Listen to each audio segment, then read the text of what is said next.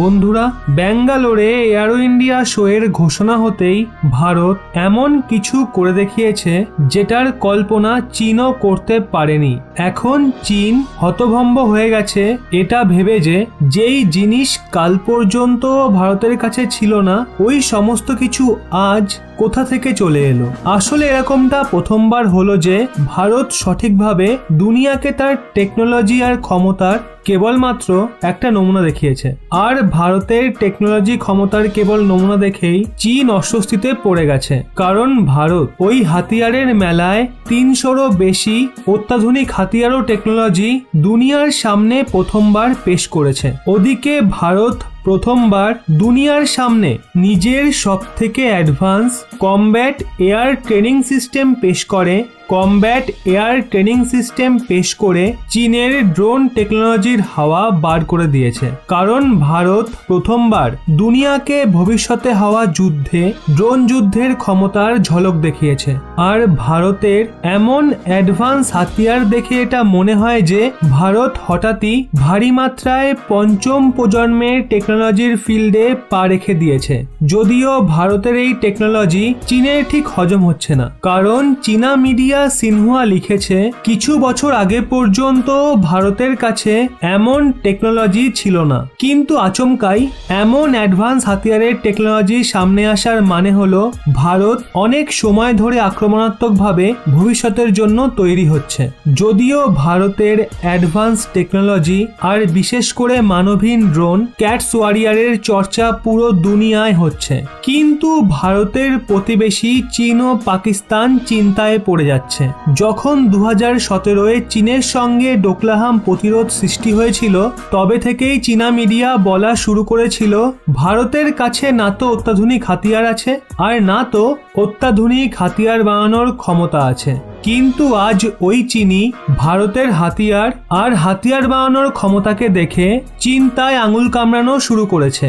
আর খুব শীঘ্রই ভারতের কাছে হাতিয়ারের ওই সমস্ত প্যাটার্ন থাকবে যা কেবল রাশিয়া ও আমেরিকার মতো দেশের কাছেই আছে। চীনের মিসাইলে চমক থাকে, কিন্তু ভারতের মিসাইল টেকনোলজিতে চমক রয়েছে। এখন এই কথাটা চীন ভালোমতো বুঝতে পারছে। একদিকে যেমন ভারত এয়ারো ইন্ডিয়া শোতে ভবিষ্যতের হাতিয়ারের ঝলক দেখিয়েছে, আর অন্যদিকে চীন ভারতের ব্রহ্মোস মিসাইলকে আটকানোয় ব্যর্থ হয়েছে। আসলে চীন অ্যান্টি ব্যালিস্টিক মিসাইল ডিফেন্স সিস্টেমের সফল পরীক্ষার দাবি করেছে। চীনের সরকারি ভেপু মিডিয়া গ্লোবাল টাইমস লিখেছে তাদের বিজ্ঞানীরা 3 থেকে 3,500 কিলোমিটার রেঞ্জের ব্যালিস্টিক মিসাইলকে টার্গেট করে ধ্বংস করার সফল পরীক্ষা করেছে। ওদিকে চীনেও দাবি করেছে ওই মিসাইলের মাধ্যমে মহাকাশে অবস্থিত স্যাটেলাইটগুলোকেও ধ্বংস করা যাবে।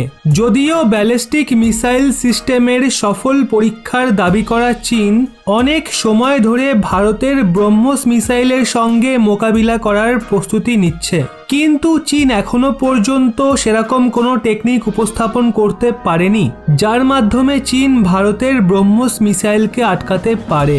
আসলে রাশিয়ার think tank Carnegie Moscow centre বড় একটা তথ্য প্রকাশ করেছে যে ভারতের ব্রহ্মোস মিসাইলে লাগাতার হওয়া আপগ্রেডেশনের জন্য চীন ব্রহ্মোস মিসাইলকে বুঝে উঠতে পারছে না। এই কারণে চীন ব্রহ্মোস মিসাইলের বিরুদ্ধে এখনো কোনো দেওয়াল তৈরি করতে পারেনি। ব্রহ্মোস মিসাইলের টেকনোলজি তো প্রথম থেকেই জটিল ছিল, কিন্তু বর্তমান সময়ে ভারত যেভাবে নতুন প্রজন্মের ব্রহ্মোস মিসাইলের ওপর কাজ করে চলেছে তা চীনের জন্য কল্পনার থেকেও বেশি। কারণ ব্রহ্মোস মিসাইল সামান্য ক্রুজ মিসাইলই নয়, বরং দুনিয়ার সমস্ত জটিল ক্রুজ মিসাইলের মধ্যে অন্যতম। চীনা থিঙ্ক ট্যাঙ্ক দাবি করেছে চীন 2012 থেকে ভারতের ব্রহ্মোস মিসাইলের মতো ক্রুজ মিসাইল বানানোর প্রচেষ্টা চালাচ্ছে, কিন্তু চীন আজ পর্যন্ত সফল হতে পারেনি। ওদিকে ব্রহ্মোস মিসাইলের বিরুদ্ধে চীন একটা ডিফেন্সও বানাতে চায়, কিন্তু চীন সেখানেও এখনো অবধি কোনো সফলতা অর্জন করতে পারেনি। এখনো কি চীনের কিছু দালাল এটা বলবে যে চীনের কাছে ভারত কিছুই না? আপনাদের কি মনে হয়? অবশ্যই নিচে কমেন্টে জানান। এবং এরকমই ব্যাক টু ব্যাক আপডেট পেতে রহস্য বাংলা এই চ্যানেলটি সাবস্ক্রাইব করে পাশের বেল আইকনটি অল করে রাখুন।